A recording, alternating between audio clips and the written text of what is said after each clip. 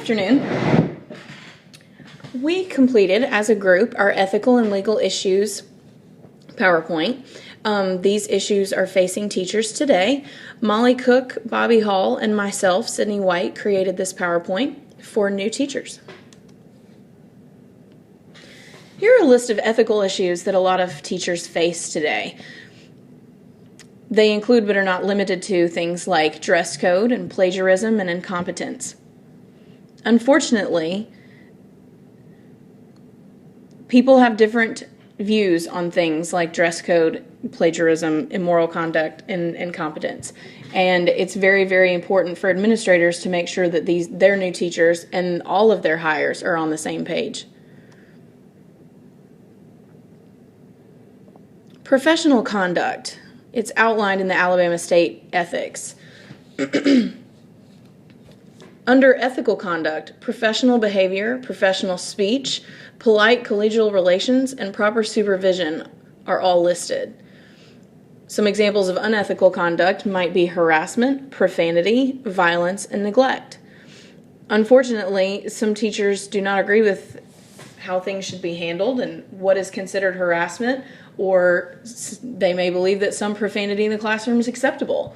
Again, this is up to the administrative team to make their expectations very well known. Trustworthiness. It's extremely important for teachers to be truthful about their employment history, during their student evaluations, and to not be excessively absent. Some unethical behavior might include falsification of their former employment,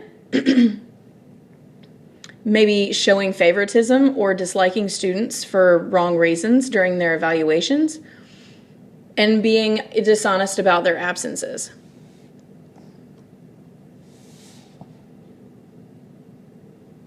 Teacher-student relationships are something that hit the news constantly, and it is a real issue. Teachers should always provide a positive atmosphere for their students. This is done by encouraging their students, nurturing their students, and being a mentor. An unethical relationship between a teacher and student would be when the teacher engages in child abuse, whether it's physical, sexual, or otherwise. If they encourage or don't discourage drug use, if they harass their students, or if they endanger their students.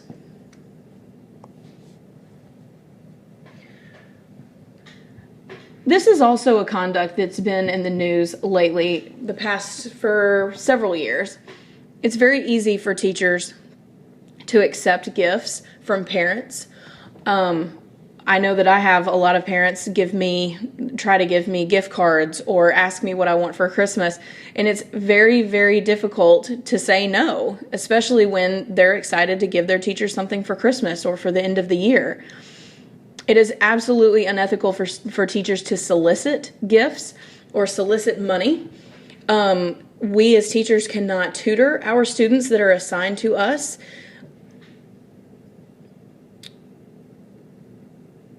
So we have to be very, very careful about accepting gifts and gratuities, because it could be seen as us asking for gifts or accepting gifts in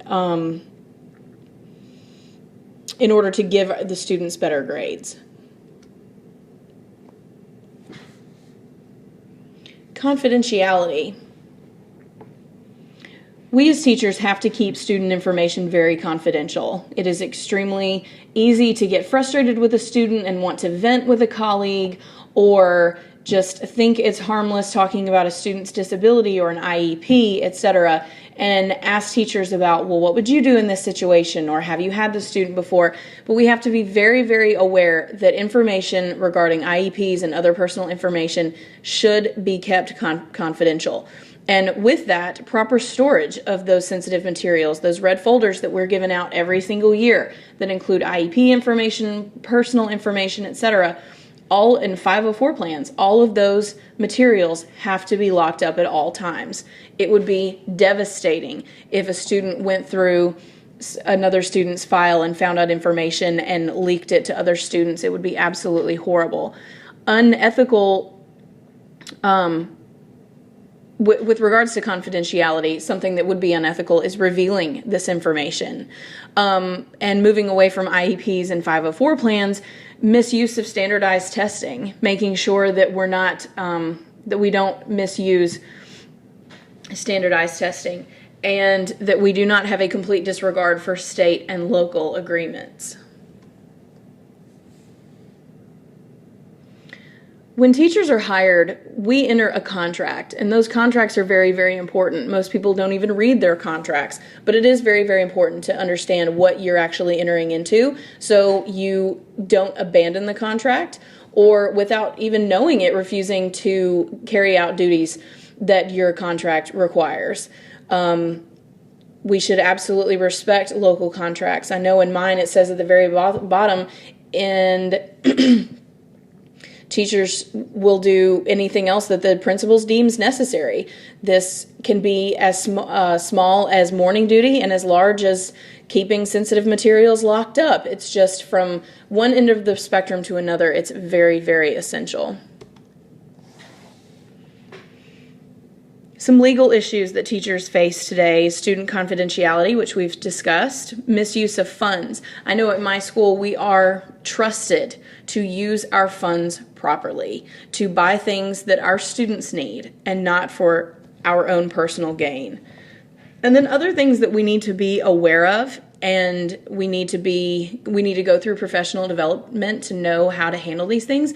For example, bullying. That's been in the news a lot. Students are bullied, and they are bullying, and teachers need to be able to recognize that and to contact the proper people and to be helpful when students don't feel comfortable in their classroom. That also goes back to teachers providing a safe and wonderful place for our students to learn.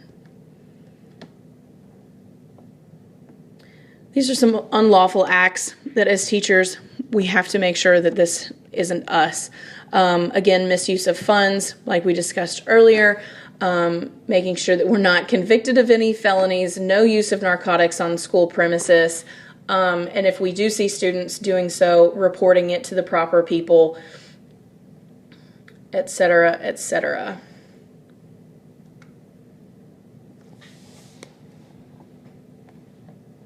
I hope this presentation and this PowerPoint will be useful to new teachers and to other teachers that have been having to face similar situations like this.